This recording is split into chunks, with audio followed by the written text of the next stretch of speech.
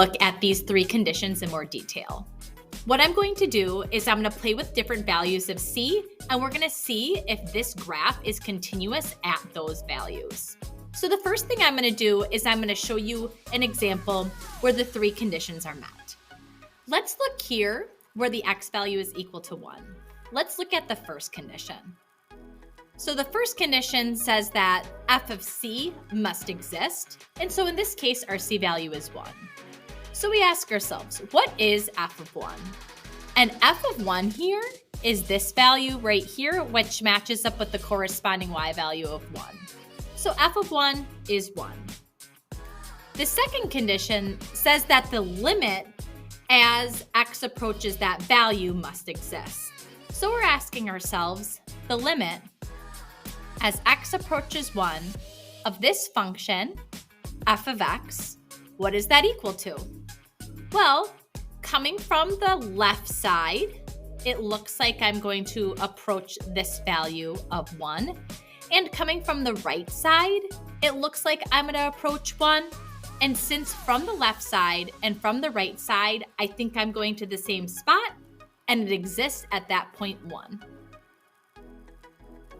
The third condition is that these two values are the same. In other words, is f of 1 equal to the limit as x approaches 1 of f of x? Well, f of 1 was 1, and the limit as x approached 1 of that function was 1. So this condition is met as well.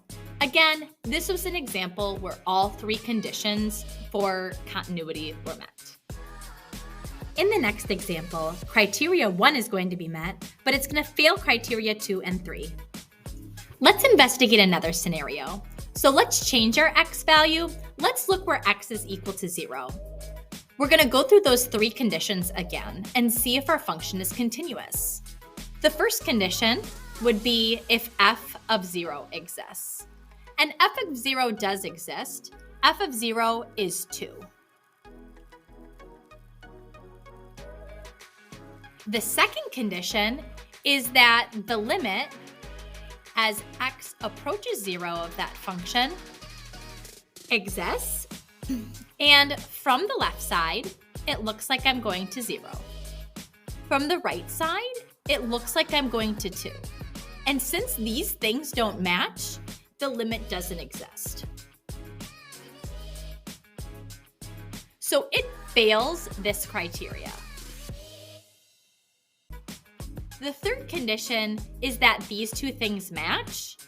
So we ask ourselves, does f of 0 equal the limit as x approaches 0 of f of x? And it's clear that 2 does not equal a does not exist. So this also fails condition 3. Here was an example where you could evaluate the function, but it failed the other two sets of criteria. This problem is going to meet conditions 1 and 2, but then it's going to fail to meet condition 3. I'm going to look here where x is equal to 2. So if I do f of 2, which is the first criteria, I get, here's x is 2, I get 4. The second set of criteria says the limit as x approaches that value 2 of the function f of x, that must exist. From the left side, it looks like I'm approaching a y value of 2. From the right side, it looks like I'm approaching a y value of 2. So the limit as x approaches 2 is 2. The third condition says that the evaluated point must equal the limit value at that point. Well, the evaluated point is at 4, and the limit is 2. And 4 doesn't match 2, so this does not meet criteria 3. So here's an example where it meets criteria 1 and 2, but doesn't meet criteria 3. Did today's examples help you gain a better understanding of continuity? If so, please make sure to like and subscribe to my channel.